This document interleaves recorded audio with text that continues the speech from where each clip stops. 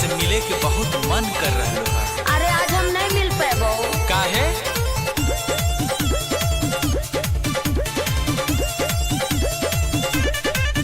कैसे मिले यो लागो बड़ी डर बा, मम्मी हमारा पर रखो नजर बा।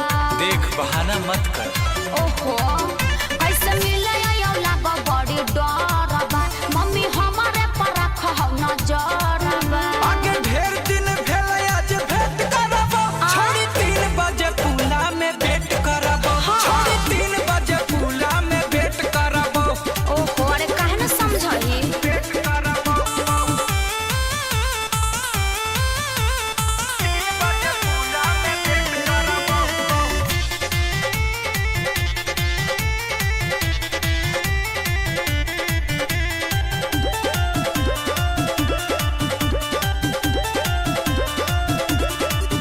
हेगे मिले नहीं आई तैयारी जइबो घर गे, की? तोर मम्मी पापा से नहीं हो हमरा डर गे।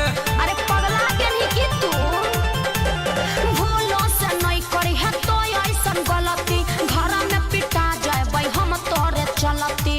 हम कुछ नहीं जानो। तोरा कैसे समझियो हमर यारबा, हेरे जान जते गौआ जबरबा। आगे मिले के समय हम सेट करबो, छोड़ी 3 बजे पुला में भेंट करबो, छोड़ी 3 बजे पुला में भेंट करबो। अरे टाइम मिल तो तब ना एबो।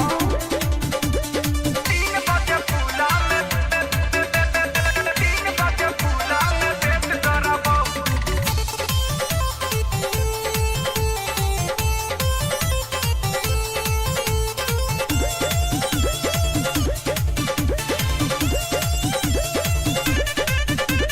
बतिया नहीं मन में त मर